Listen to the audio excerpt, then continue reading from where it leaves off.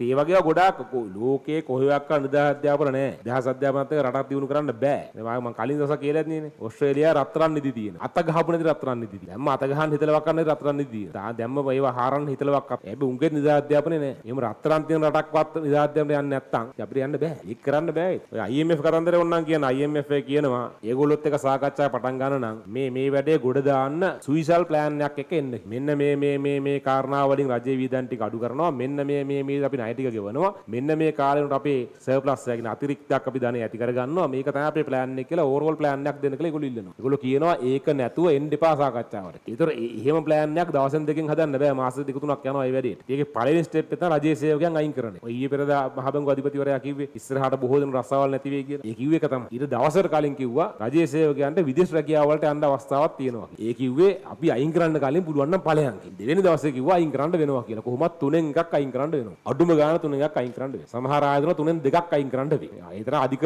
සේවක ප්‍රමාණයක් ඉන්නේ. විශ්‍රාම වරපු නවත්තන්න වෙනවා. නිදහස් අධ්‍යාපනය නවත්තන්න වෙනවා. නිදහස් සෞඛ්‍ය නවත්තන්න වෙනවා. ආගන්න එපා. ඒක වෙන්නේ මෙහෙමයි. ඒක වා කැම්පස් යනකොට වා ලෝන් එකක් හම්බ. ඔයා විදන් කරන්නේ නැහැ ලෝන් එකක් වාට හම්බ වෙනවා. වා ඒක ඉවර කරලා ලෝන් එක ගෙවන්න. නිදහස් සෞඛ්‍ය නැහැ වා ඉන්ෂුරන්ස් එකක් දාන්න. ඉස්පිතාලට ඉන්ෂුරන්ස් එක වියදම් කරා. බා ඉන්ෂුරන්ස් දාන්න උනා ගෙවන්න ඕනේ ගා. ඉතින් මේ හැම එකටම මිලක් තියෙනවනේ. දැන් රටේ තියෙන්න ඕනේ මේ මොනවද සුබසාධක කටයුතු තියෙන්න ඕනේ. ඒක හරි. හැබැයි හැම දෙයකටම මිලක් නැති වුණා ඒක වටිනාකමක් නැති. ඒක පවත්වාගෙන යන්න බැරි වෙනවා. ඒකෙන් රටක් ලකින්න ඕනේ ආර්ථික ඒකකයක් හැබැයි. මේ හැම ක්‍රියාවක්ම පවත්වාගෙන යන්නේ කොහොමද කියලා ප්ලෑන් එකක් තියෙනවා. ඒක මීට අවුරුදු ගානකට කලින් කරන්න තිබ්බ වැඩක්. ඒක ඉතින් එහෙම නමුත් දේශපාලඥයෝ ඒක කරන්නේ නැහැ. මොකද ඒක කරපු ගමන් උන් ඊළඟ ඡන්දේ පරාදයි. දැන් කවුරු හරි දැන් ඉන්නේ උන් අපි හිතමු රජයේ සේවකයෝ අයින් කරා කියලා. ඊළඟට ආයේ ඒ රජයේ සේවකගේ ජීවිතුන් අතර ඉන්න තාක්කල් උන්ට බලට එන්න වෙන්නේ නැහැ ඊට පස්සේ. එහේ අපි හිතමු නිදහස් ආධ්‍යාපන නිදහස් සෞඛ්‍ය අයින් කරා කියලා. ඒතර මේක ඇස්සේ මොන විදිය ගාල ගෝට්ටියක් එයිද? ඒතර උන්ට ආයේ කවදාකවත් බලට එන්න වෙන්නේ නැහැ නේ. දින කිසිම ආණ්ඩුවක් මේ වැඩේ කරන්නේ නැහැ. ඒක කරන්නේ නැති එකෙන් හොදක් වෙන්නේ නැහැ. ඒක කළ යුතු වැඩක්. මේ හුම්බටම කෙලවෙලා තියෙන වෙලාවෙදී සමහරලාට මේ වෙලාවේ කරයි. මම නම් ඒක එකගයි. ඒක කරන්නේ. එහෙම නැත්නම් පවත්වාගෙන යන්න බෑ. අර මම සැරේකොත් කිව්වා rich dad and poor dad කියලා පොතක් තියෙනවා. අර අපි කියන්නේ economically දේවල් හිතන්න පටන් ගන්න පුළුවන් මේ පොතේ. අමාරු ඉංග්‍රීසි නෙවෙයි තියෙන බොහොම සරල ඉංග්‍රීසි තියෙන්නේ. රොබර්ට් කියෝසාකි පොතක්. net එකෙන් හොයලා ගන්න පුළුවන් ඔය ෆිල්ම් බාන වගේ ඒවත් තියෙන ටොනස් වල එහෙම තියෙනවා. පිටු 200ක් විතර තියෙන පොඩි පොතක්. rich dad and poor dad. rich dad කියන්නේ සල්ලිකාර තාත්තා සහ දුප්පත්තා. rich dad and poor dad කියලා ඒක කියවන්න වෙලාවක් අරන් මේ හිමින් කියවන්න මේ ඒකේ තියෙන 100%ක් දේවල් ලංකාවේ ඇප්ලයි කරන්න බෑ. සායිති ඌත් බිස්නස් කාරයෙක්නේ. ඌ කියන්නේ මේක ඉතුරු ටික තේරුම් ගන්න ඌගේ අර පොත කියවන්න ඕනේ. يعني මෙන්න මෙහෙම ගේම් එකක් තියෙනවා මේක සෙල්ලම් කරත් ඔයාලට මේක හොඳට තේරෙයි. එමු තව හම්බ කරගන්න හදනවා. ඒක කරන්න යන්න එපා. උන්නම් ඒක ඉවරලා ඒකට රිලේට් වෙන පොත් කියවන්න පස්සේ ඒක ඇත්තටම කියන්නේ මේ හැමෝම දන්න ඉංග්‍රීසියෙන් ඒක කියවනම් හොඳයි. ඒතර තේරෙයි මේ එහෙම මේ ණයට අරගෙන එහෙම මේ කායින් හරි ඉල්ලගෙන දැන් නිදහසේ ජීවත් වෙලා ජීවත් වෙන්න බෑ කියන එක තේරෙයි. ඒ ලංකාවේ තියෙන මූලික වැරදි තියෙන එකක් තමයි අපි මිනිස්සු මිනිහෙක් ගන්නකො දැන් උඹලා හිතමුකෝ.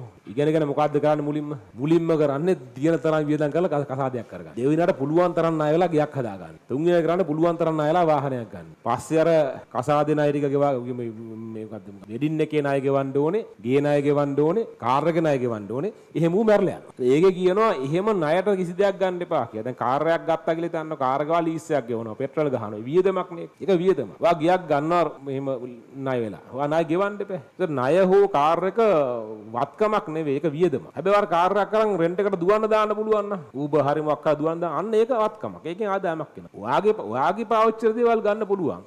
ඒ ගන්න ඕන ඔයාගේ ලාභය. දැන් ඔයා කාර් එකක් කරන් ඉවරලා ඒක දානවා උබදුව. ඒ උබදුවන දෙන ගානෙන් ඒකේ ලීස් එක ගෙවනවා. ඔයාට මාසෙට පොඩි ගාණක් ඉතුරු වෙනවා. ඔයා ඒ ගණන් ටික අවුරුද්ද දෙක තුන ඒකෙන් ඔයා බයික් එකක් ගන්න ඔයාට පදින්න. ණය මුකුත් නැහැ. අර කාර් එකෙන් ඔයාට සල්ලි හම්බ. ඔයා ණයක් කරන් ගයක් හදනවා. ගයක් නේ පොඩි කඩ කාමරයක් හදලා. හදලා ඒක රෙන්ට් එකට දාන්න. ඒකෙන් සල්ලි එන. ඒ සල්ලි එකතු කරලා ඒක එකතු දවසක ඔයා ගයක් ගන්නවා. දැන් මේ හිතන විදිහ වෙනස්කම් දෙක වෙනවා. දැන් මුලින්ම ණය වුණාට පස්සේ ආයෙ මුකුත් කරන්න වෙන්නේ නැහැ. ණය ගෙවන්න වෙන්නේ. ඒක දැන් ලංකාවේ කරන වැරද්ද. දැන් ලංකාවේ හෙන තොගයක් ඉන්නවනේ ඕස්ට්‍රේලියාවේ. උඹලගේ නෑදෑයොත් ඇතිනේ. මෙල් කිය ලංකාවේ ඕස්ට්‍රේලියාව මුළු ජන ගහනේ කෝටි 2යි. ඒකෙන් ලක්ෂ 2ක් ඉන්නේ ලංකාවේ. 100ට එකක් ඉන්නේ ලංකාවේ. ඕස්ට්‍රේලියාවේ. ඊට වඩා වැඩිද? මීට අවුරුදු 4-5 කලින් මං කිව්වා. ඊට වඩා වැඩියි. දැන් ලක්ෂ 3ක් විතර ඇති ලංකාවේ. මෙල්බර්න් තමයි කොළඹට පස්සේ ශ්‍රී ලාංකිකයෝ ජීවත් වෙන ලොකුම නගරය. වැඩිම නගරය. කියන ගම්පහට වඩා මෙල්බර්න් වල ලංකාවේ උන් ඉන්නවා. මේ ඇත්ත බොරු නෙවෙයි කියන්නේ. එතකොට උන්ගෙන් අහලා බලන්න දැන් අහලා බලන්නකො ඥාතියෝ ඇතිනේ. උනුත් කරන්නේ එහෙ සෙටල් වෙච්ච ගමන් අවුරුදු 30කට ලෝන් එකක් දාලා ගියක් ගන්න. උන්ට ආයේ මුකුත් කරන්න වෙන්නේ නැහැ ලෝන් එක ගෙවන තමයි උන් කරන්නේ. උන්ගෙන් අහලා බලන්න ඕස්ට්‍රේලියාවේ උන් කොහොමද ඉන්නේ කියලා. උන් ඉන්නේ රෙන්ට් එකට. උන් ඉන්නේ පාර්ලිමේන්තු වල රෙන්ට් එකට ඉන්න ඕස්ට්‍රේලියානු කාරේ. උන්ට හම්බ වෙන සල්ලි වලින් උන් ලෝකේ වටේ ඇවිදින්න යනවා. අනම් මනම් එන ආතල් ගන්න. අපේ උන් හම්බ කරන ඔක්කොම ටික අර ලෝන් එක ගෙවගෙන ඉන්නවා. එහෙ ගිහිල්ලා කරන්නත් මෙහෙ කරන එකම තමයි. ඕස්ට්‍රේලියාව නෑ ඔළුව ලංකාවේනේ. තව ගොම් පාට් තියෙනවා. ඊට පස්සේ උන් එහෙ අදා ගන්නවා පන්සල. ඒ කියන්නේ එහෙ තියෙන පන්සල් නෑ. ඒ ගියක් කාගේ හරි එහෙම සල්ලි එකතු කරලා ගියක් සල්ලි වලට හවුරුවෙක් එහෙ පදිංචි කරලා උන් පන්සලක් හදා ගන්න. උන් ටික ටික ඕස්ට්‍රේලියාව ලංකාව කරන්න හදන්නේ. ඒ ඕස්ට්‍රේලියාවට ගියා නම් ඕස්ට්‍රේලියාව වගේ ජීවත් වෙන්න එපා. නෑ එහෙ ගිහිල්ලා එහෙ ලංකාවක් කරගන්න තමයි උන් හදන්නේ. ඊට පස්සේ උන්ගේ ළමයිට එහෙම අර නිදහස් කියන කවද්ද ඔය වෙසක් දවස් වලට එහෙම උන්ට එහෙම ඒ අඳුන් අඳින්නත් බෑ. අර ගෑන් ළමින්ට බොහොම අමාරු ළමාසාරියක් එහෙම අඳෝලා දන්නෝ බුදුන්ගේ කිය උන්ට කියව ගන්න අපි සිංහල වචනත් බෑ. වෙන කුණුහරුප කියනවා වගේ දන්නෝ බුදුන්ගේ කියලා එක වීඩියෝ කරලා දානවා FB එකේ. මේ මොංගල්නේ ඒ ඕස්ට්‍රේලියන් කාර්යය ජීවත් වෙන විදිය හරි. උට ඒ රෙන්ට් එක ගෙවා ගන්න බැරුණොත් ඔය ඊට වඩා අඩු රෙන්ට් එකක් තියෙන ඇපාර්ට්මන්ට් එකකට යන්න එපා. කරන්න එච්චරයි. ඒක අවුරුදු 30 කල ඕනේ නැද්ද පස්සේ වෙන කරන් දෙයක් නැහැ. ඒ ලෝන් එක ගෙවන්න තියෙන්න එපා. ඉතින් ඔය ගොඩක් දේවල් හිතන විදිහ වෙනස් වෙයි මේ අර කියවන්න ඇත්තටම. ඒක මාර පොතක් කියලා මං කියන්නේ ඊට වඩා හොඳ පොත් තියෙනවා. හැබැයි ඒක අර ඒක ජනප්‍රිය පොතක්. ඒක ලෝකේ වැඩිපුරම විකිනන පොතක් ඒක. ඒක කියවන්න. Rich Dad and Poor Dad. තව එකක් කියන්න ඕන Men are from Mars, Women are from Venus කියලා පොතක්. මේවා එහෙන ප්‍රසිද්ධ පොත් උඹලා අහලා නැති වුණා. ඒකේ සිංහල ට්‍රාන්ස්ලේෂන් එකක් තියෙනවා මේ Delvin a un හරි මොකක් කර එහෙම එකක්. කියන්නේ ගෑනුයි පිරිමි වෙනස් කියන එක. උන් හිතන විදි වෙනස්. ඊතර ඔයාට ඒක ඕනේ වෙයි. ඉස්සරහට ඔයා එම කසාදයක් බැඳගත්ත අවසරේ එහෙම ඔයා හිතන විදිය නෙමෙයි අනිත් එක හිතන්නේ. ඒතර ඔයා try කරනවා ඔයා හිතන දේ අරු හිතවන්න පුරුදු ගන්න. එහෙම බෑ. ඒක අර Men are from Mars, Women are from Venus කියන්නේ ග්‍රහලෝක දෙකකින් මුන් දෙකුල ඇවිල්ලා ඉන්නේ. මුන් හිතන විදිහ හැම් පිටිම වෙනස්. ගෑනුන්ට 3D පේන්නේ නැහැ. සාපේක්ෂ ප්‍රවේගය තේරෙන්නේ නැහැ. ඒ හැටි. ඒකේ දුර්වලතාවය නෙවෙයි හැටි ඒක. ඒක තමයි අර ගෑනු අර හතරමං හන්දිලා වාහන හිර කරගන්නේ. ඒ කියන්නේ එයාට තේරෙන්නේ නැහැ සාහංගනමික එයාට තේරෙන්නේ නැහැ යාගේ වාහනේ මෙතනට අනිත් වාහනේත් මෙතනට ඇවිල්ලා කියලා. ඒ සාපේක්ෂ ස්පීඩ් එක තේරෙන්නේ නැහැ. ඔයා එහෙම වාහනයක් එලවනවා නම් වා හයියෙන් එලවන්න පුළුවන් නම් හප්ප ගන්න නැතුව ඉස්සරහා වාහනයක් තියෙන වෙලාවක ඉස්සරහා සීට් එකේ කවුරු අම්මා හරි කමක් නැහැ. කවුරු ගෑනු කෙනෙක්ව තියාගෙන ගිහලා වාහනයක් ඕටෙක් කරන කෑ ගහනවා. ඉස්සරහා වාහනයක් එදි ඒක නරක වැඩක් මම කියන්නේ. ඉස්සරහා වාහනයක් එද්දි මේක ඕටෙක් කරනකොට ගන්නකො. දැන් මෙහෙම දාන අරු වෙනවනේ ඉස්සරහට. මේ බිරියන් දෙනවා ඉතින්. ඉතින් හැබැයි වාට සාපේක්ෂ ප්‍රවේගය තේරෙනවා නම් අරු වෙන්න කලින් මේකට දාන්න පුළුවන් කියලා තේරෙනවා. හැබැයි අර ගෑනට තේරෙන්නේ නැහැ. ඒ හැටි. එයාට ඒගොල්ලෝ අර ගෑරේජ් වලට වාහන දානකොට මේ ලොකු කණු තියනවා ගෑරේජ් ඒව හැප්ප ගන්නවා. හැබැයි ගෑනුට ඉතා සූක්ෂම දේවල් පේනවා. එමේ ඇඳුමේ කෙස් ගහක් වගේ තිබුණත් ඒවා පේනවා. අර ලොකු කණු පේන්නේ නැහැ කෙස් ගස් පේනවා.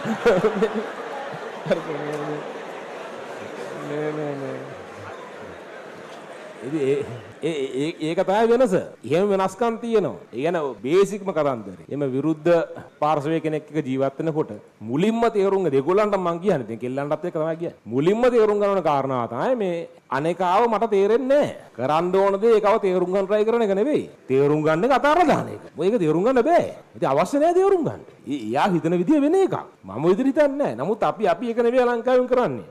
ලංකාවුන් try කරනවා මම හිතන විදිහට අනිත් එකව හිතවන්න. එහෙම කියනවනේ දැන් උඹලගෙත් ඇති වෙනස් දිනුම් ඇති. ඒ හිම කියන එයාව හදාගන්න. උන්න කුණුවරවද බං කියන්නේ. ඉතින් එකෙක් වරන් එහෙම හදාගන්න. එහෙම හැදිච්ච එකෙක් හොයාගන්න ඉවරයි ඉන්නේ. මේ වෙන එකෙක් වරන් අර විදිහ හදාගන්න ඕනේ. ඒ විදිහ හදිච්ච එකෙක් හොයාගත්තම ඉවරයි ඉතින්. එන විකාරනේ. ඒව සමාහට එන සබ්බාවෙන් වෙන්නේ නැති කරනවා ඇත්ති. ඒක එන විනාශයක්. අරු එහෙම හැදෙන්නේ නැහැ. ඌ බොරු කරන්නේ ඊට පස්සේ. ඉතින් උට ඌවත් නැති වෙනවා මේ අනිත් මිනිස්සුත් දරවට එනවා මේ අපරාධ. ඉතින් ඒක කිසිම තේරුම් නැති ඔලොම මොට්ටල වැඩ ඒවා. ඒ සම්බන්ධ සමහර බේසික් දැනුමක් ගන්න පුළුවන් ඒ පොතේ. ඊළඟ කාරණාව මේ ඊළඟ කාරණාව කියන්නේ ඉංග්‍රීසියෙන් කියවන්න. කතා කරන්න බැරුණාට කමක් නැහැ, ලියන්න බැරුණාට කමක් නැහැ, කියවන්න. සිංහලෙන් කියවන්න එපා. මොකද සිංහලෙන් විතරක් කියවලා වාගේ දැනුම් පරාසය වැඩි කරගන්න බෑ කවදාක්. සිංහල මාර භාෂාවක් වෙන්න පුළුවන් සමහර විට. නමුත් එහෙම සිංහලෙන් මාර දේවල් ලියවෙලා නැහැ. එහෙම සමහර පොත්වල තියෙන ඉංග්‍රීසි පොත්වල ට්‍රාන්ස්ලේෂන් තමයි තියෙන්නේ. ඉතින් ඊට වඩා හොඳයි වා කරීම ඉංග්‍රීසි පොතම කියවන එක. ඉතින් මේ ෆෝන් එකක් කියන්නේ වා ෆෝන් එකේ මොන හරි කියවනවා නම් කියන්නේ අපි එහෙම කරනවා ඒත් try කරන්න සිංහල නිවුස් නෙවෙයි ඉංග්‍රීසි නිවුස් කියවන්න try කරන්න. මොකද සිංහල නිවුස් වල තියෙන බොරු තියෙන්නේ. එකම කම්පැනියෙන් ගහන එකම සමාගමෙන් ගහන ඉංග්‍රීසි පත්‍රය සිංහල පත්‍රය අරන් බලන්න සිංහල පත්‍රේ තියෙන හෙඩ්ලයින් නෙවෙයි ඉංග්‍රීසි පත්‍රේ තියෙන්නේ. මොකද ඕකේ වෙබ් වර්ෂන් එකක් යනවානේ. ඒ ඉංග්‍රීසි පත්‍රේ බොරු දාන්න බෑ. මොකද වෙන රටවලිනුත් කියවනවා ඒක. හැබැයි සිංහල කියවන අපි විතරනේ. ඕනේ බොරුවක් කියත හැකියි. ඒකින්ද ඒ සිංහලෙන් ප්‍රමාණයක් කියවීමෙන් වා මේ දූපතේ හිර වෙන එක වෙන්නේ. මේ දූපතෙන් එළියට හිතන නම් වා අනිවාර්යෙන් ඉංග්‍රීසියෙන් කියවන්න පටන් ගන්න. ඒකින්ද ඒක හදා ගන්න. නැත්තම් ගොඩ යන්නම් වෙන්නේ නැහැ. ගොඩ යන්නම් වෙන්නේ නැහැ. තව පොඩි එකක් කියන ඔය කියන්නේ ඔය මොකද්ද රොටියයි කහට කෝප්පෙයි හරි ෂෝක් වගේ එකක් කියන්නේ. මොන මගුලක්ද ඔය කියන්නේ රොටිය ගහට කොහොමද ෂෝක් වෙන්නේ බුරුනේ කියන්නේ. අර ඔය තියෙන අර මොකක් හරි වැස්ස වෙලාක ෆොටෝ එකක් ගහලා ඉවරලා මේ එහෙම ටිකක් යන්නේ එහෙම පොඩි එකක් යන්නේ. ඒකේ වෙන මොකක් හරි එහෙම ආතල්ලයක් තියෙනවන්න පුළුවන්. නමුත් ඒක මාර එකක් නෙවෙයිනේ. එහෙම බොරු වලට අහු වෙන්න එපා. ඊයන්ට අපි ඉන්නේ ටුවරිසම් වල නම් අපි ඉන්නේ. සංචාරක කර්මාන්ත නම් අපේ බලාපොරොත්තුව. රොටි ප්ලේන් ටී බොන්න ඉන්නේ නෑ මේ සුද්දෝ. ඊයන් සුද්දෝ තේ බොනවා සීනි නැතුව. තේ බොන්නේ. සීනි බොන්නේ නෑ. උන් පිටි කන්නේ නෑ දැන් සෑහෙන්න අඩුවෙන් තමයි පිටි කන්නේ. වැඩි හරියක් උන් ප්‍රෝටීන්ස් කන්නේ. ඒක රොටි මේ ඉඟුරු දාපු කහට කෝප්පෙකුයි බොන්න සුද්දෝ වෙන්නේ නෑ. මේක මේ ලංකාවේ ඉන්න දවස් ටිකේ දවස් දෙකක් එහෙම ගොයි.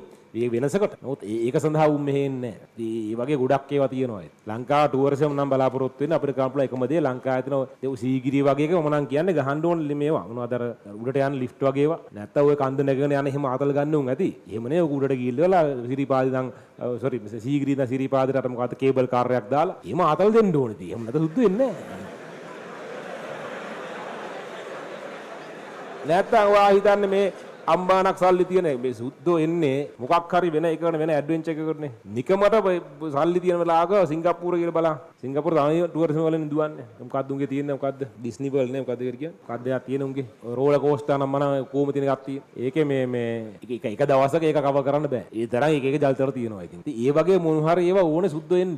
එහෙම නැතුව මේ තියෙන දේවල් වලින් මේ විතරක් මේ වැඩේ කොට දාගන්න බෑ. ඒ වගේ මේක අර මහා විශාලව හිතන්න. ඒ මහා විශාලව හිතන්න වා පරිශීලනය කරන ප්‍රමාණය විශාල වෙන්න ඕනේ. ඒක මගේ සිංහලෙන් විතරක් කියවන්න එපා කියලා. එහෙම ඉංග්‍රීසියෙන් කියවනේ උන් ඇති. ඉංග්‍රීසියෙන් කියවන ළමයි ඇති මේ උන් එහෙම කරන් යන්න.